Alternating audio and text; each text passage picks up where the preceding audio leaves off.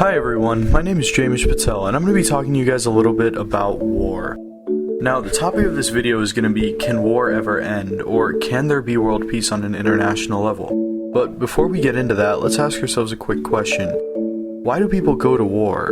Now, the answer is not as simple as the question. There are lots of reasons to go to war, but one of the biggest reasons is that people want more, whether it be land, power, or even revenge. So let's put this into perspective. Let's say there are two nations, Nation A and Nation B.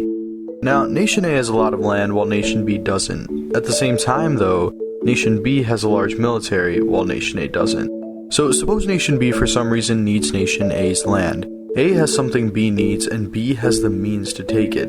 This is one of the most common backdrops of war. Now, because B clearly has military advantage over A, after years of war, it does end up succeeding in taking the land previously owned by A. After this happens, A's at a loss, but the destruction and havoc that B caused has brought its people closer than ever, and they rebuild. Though the war is over, A and B are now in tension with each other, and while this tension can't really stop, it doesn't mean it can't slow down and fade away. This is where politics and trade come into play. Suppose after years of rebuilding, A comes out stronger and more spirited than ever before. The war has caused advances in technology, medicine, and militia for A far past anyone else on the planet, let alone B. If A continuously manufactures something that B needs, B can't just take it anymore. Not only does B not possess the power to take it, but it'll also need a constant flow of that product, meaning B cannot, so to speak, cut open the golden goose, or they lose it. Therefore, B decides to make an agreement with A, one that will mutually benefit each party. At this point in time, A can either deny B the right to its product, or it can swallow its pride and benefit from a new relationship. This demonstrates that peace and hatred can coexist without violence, and that's a really important point to make because that's what's been happening in the world for the past 40 years. A real-world example of this would be the relationship between the US and China. China and the US don't really like each other, but China has the power to cheaply produce products that the US needs, and the US has money to pay for them. So, for the time being, we tolerate each other, and the chances of starting a war with China become very slim since the US needs China and China needs the US.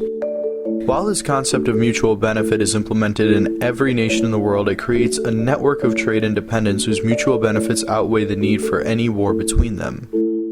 Now that we have a good grasp of the reasons for a war, we can move on to the factors of it.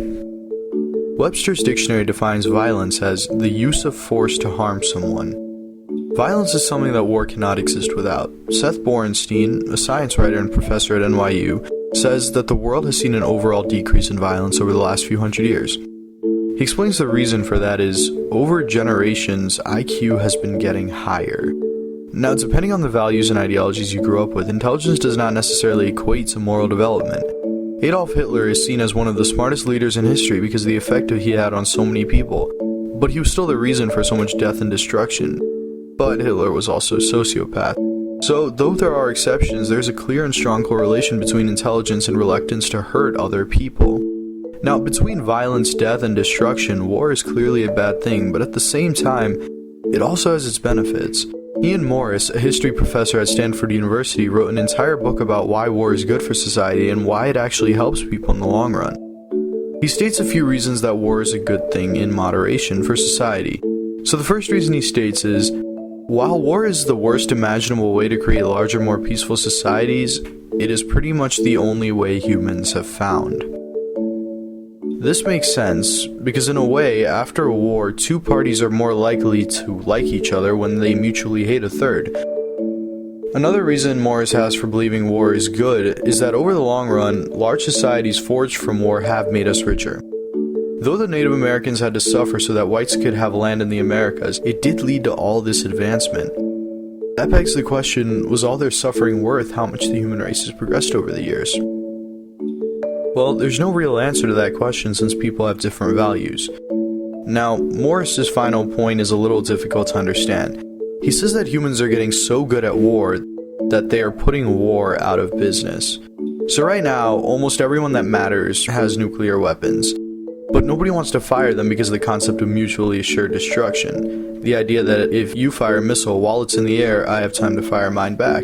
So we all have the means to act, but those actions have consequences. So now that we have a good grasp of war, let's bring everything together. The fact that people get smarter leads to a decrease in violence, and a decrease in violence leads to reluctance to go to war.